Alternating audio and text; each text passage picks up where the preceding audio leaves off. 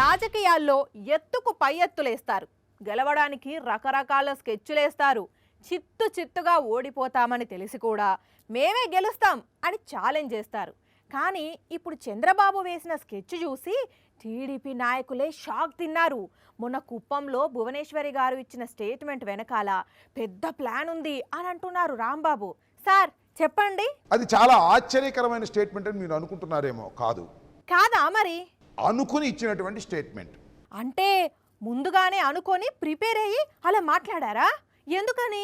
కుప్పంలో నారా చంద్రబాబు నాయుడు గారు ఈసారి ఓడిపోబోతున్నాడు.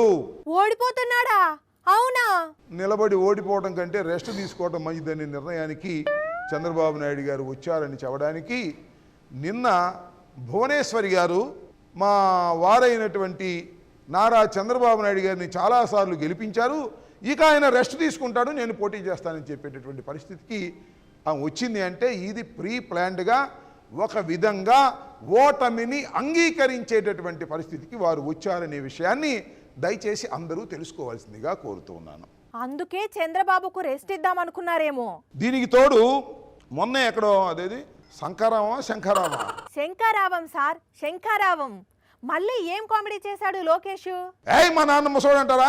చంద్రబాబు నాయుడు గారిని పట్టుకొని ముసలోడు అంటారా మీరు అని ఫైర్ అయ్యాడు. మరి ముసలోని పట్టుకొని ముసలోడు అని అంటే కోపం రాదా చెప్పండి?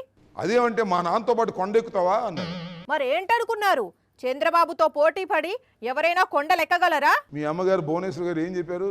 రెస్ట్ తీసుకోమంటే ఏంటి, వయసు మీరిపోయింది, ఇక నువ్వు రెస్ట్ తీసుకోండి సార్, చక్కగా కింద ఇంటికాడ కూర్చుని కృష్ణారామ అనుకునే పరిస్థితి వచ్చింది. మీరు ఇక కొండలు ఎక్కలేరు, బండలు మోయలేరు, జగన్మోహన్ రెడ్డి గారి మీద అసలు ఫైటు చేయలేరు, కాబట్టి సర్దుకోమనేమో మీ అమ్మ చెబుతుంటే మీ నాన్నేమో కొండెక్కించాలని చూస్తున్నాం అన్నాడు. చంద్రబాబు ఏమో సీఎం కావాలనుకుంటున్నాడు, కొడుకేమో కొండెక్కిద్దామనుకుంటున్నారు, భార్య ఏమో రెస్ట్ ఇద్దామంటున్నారు.